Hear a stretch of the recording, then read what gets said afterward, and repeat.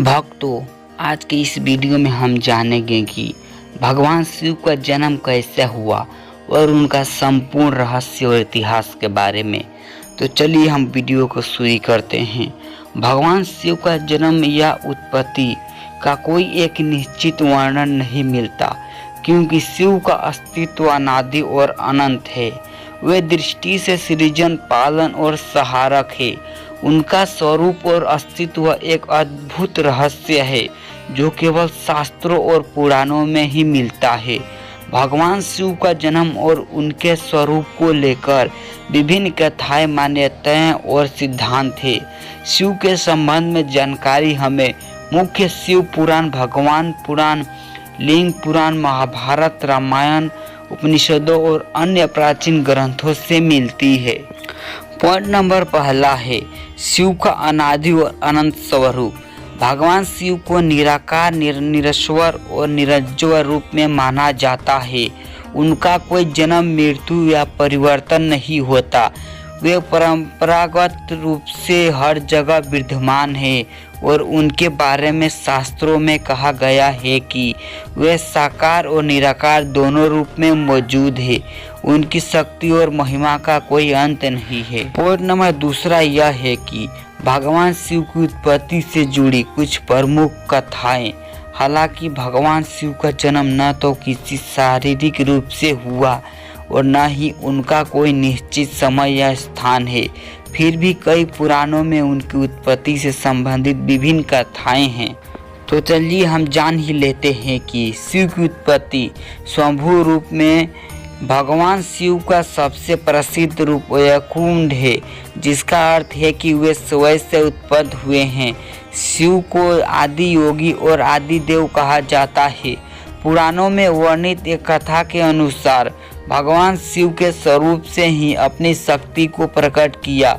उनके शुद्ध ध्यान और तप के स्वरूप उनकी दिव्य ऊर्जा का प्रहार हुआ और उसी से ब्रह्मा, विष्णु और अन्य देवताओं का जन्म हुआ। अब हम देखने वाले हैं कि शिव और सती की कथा। शिव के परिवार की उत्पत्ति। भगवान शिव के परिवार के बारे में बहुत ही प्रसिद्ध कथा है जो शिव पार्वती संबंधों से जुड़ी हुई है। सती, जो बाद में पार्वती के नाम से जानी गई, के पिता दक्ष के भगवान शिव के अनामादि किया, जिसके बाद सती ने यज्ञ के दौरान आत्मदाह कर लिया। इसके बाद सती का पुनर्जन्म पार्वती के रूप में हुआ और वे भगवान शिव के विवाह करने के लिए कठोर तपस्या करने लगी।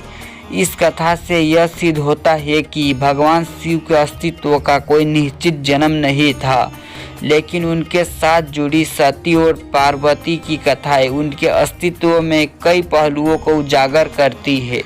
अब हम सुनेंगे शिव और ब्रह्मा के बीच संवाद। एक अन्य प्रसिद्ध कथा के अनुसार भगवान शिव की उत्पत्ति से ही संबंध है। एक बार ब्रह्मा और विष्णु के बीच विवाद हुआ कि भगवान शिव के जन्म कहाँ से हुआ। यह विवाद बढ़ा और दोनों भगवान शिव के इस सवाल का उत्तर पूछा। शिव ने अपने परम रूप को प्रकट होकर उन्हें अन्य बताया। वह अति विशाल और अनंत है और उनका कोई अस्तित्व स्थान नहीं है। दृष्टि से प्रत्येक कण में वैकुंठ है। अब हम सबसे महत्वपूर्ण टॉपिक पर डिस्कस करेंगे, शिव के लिंग रूप की उत्पत्ति। लिंग पुराण। लिंग पुराण में एक कथा है जिसमें भगवान शिव अपने लिंग रूप में प्रकट हुए थे। एक बार ब्रह्मा और विष्णु के बीच यह विवाद हुआ कि भगवान शिव का सबसे महान रूप कौन सा है। तब भगवान शिव ने अपने विशाल लिंग रूप प्रकट किया। यह लिंग रूप अनंत है और इसे देखकर दोनों देवताओं में भगवान शिव के अनंत और अद्वितीय रूप को स्वीकार किया। लिंग रूप से जुड़ी यह कथा शिव की अनंत और परंपरा का प्रतीक मानी जाती है। अब हम देखेंगे कि शिव सृजन, पंचदेवों की कथा। भगवान शिव के उत्पत्ति से जुड़ी एक और कथा है जिसमें उन्हें ब्रह्मा, विष्णु और महेश के रूप में देखा जाता है। इस दृष्टि से शिव ब्रह्मा, विष्णु और महेश के रूप में सर्वत्र उपस्थिति होते हैं।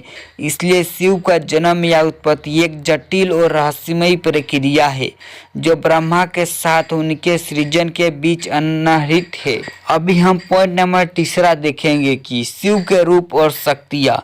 भगवान शिव के अनेक रूप हैं जो विभिन्न शक्तियों, गुणों और कार्यों का प्रतिनिधित्व करते हैं। उनकी शक्तियों और स्वरूप जटिल और बहुमयी है। नटराज रूप। भगवान शिव का नटराज रूप प्रसिद्ध है। यह रूप संसार की दृष्टि, पालन और संहार के चक्र की प्रतीक है। भगवान शिव जब तांडव नृत्य करते हैं तो यह संपूर्ण ब्रह्मा से गति और चक्र को नियंत्रित करते हैं। ध्यान और तपस्या के देवता। भगवान शिव को ध्यान और तपस्या का देवता माना जाता है।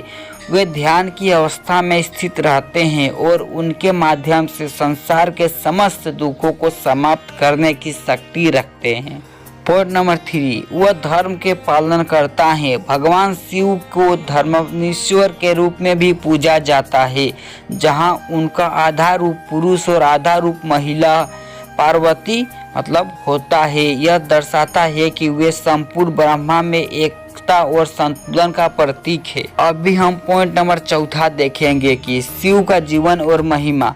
भगवान शिव के जीवन की प्रमुख घटनाएं और उनकी महिमा अत्यधिक विस्तृत है।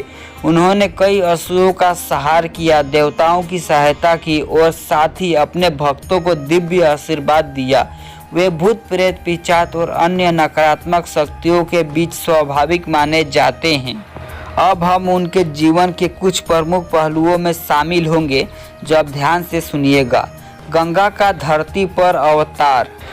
भगवान शिव ने गंगा को अपनी जटा में धारण किया था, जिससे वह पृथ्वी पर आकर प्रकट हुई। यह गंगा के पृथ्वी पर अंतवर की कथा प्रसिद्ध है। वृषण नदी के साथ उनका संबंध। भगवान शिव का वाहन वृषण नदी है, जो उनके विश्वास और भक्ति का प्रतीक है। नदी शिव के परम भक्त माने जाते हैं। कैलाश पर्वत पर निवास। भगवान शिव कैलाश पर्वत पर निवास करते हैं, जो उनके अद्वितीय और शांतिपूर्ण जीवन की प्रतीक है। पॉइंट नंबर 4 यह है कि शिव के रहस्य और सिद्धांत। भगवान शिव का अस्तित्व एक गहरे रहस्य से जुड़ा हुआ है।